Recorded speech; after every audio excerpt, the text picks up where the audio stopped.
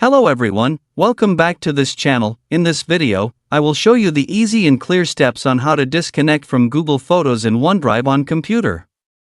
So how to disconnect from Google Photos in OneDrive on computer? Make sure you keep watching this video until the end. Let's get started right away. Firstly, just go to the OneDrive application on your computer or laptop. This is the OneDrive display. First, go to the Album menu, move the cursor to the top right of the screen. Here are many menu options. Tap this Settings menu. Here a scrolling menu will appear. Tap New Option.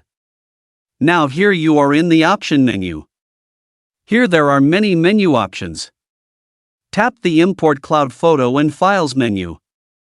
Now a menu like this will appear. Move the cursor to this Google Photos menu. Next, tap this three-dot icon. And tap Disconnect from Google Photos. This will appear. Tap Disconnect. Wait for the disconnect process to complete. Now this has finished disconnecting from Google Photos. So that's it, tutorial how to disconnect from Google Photos in OneDrive on computer. Thank you for watching.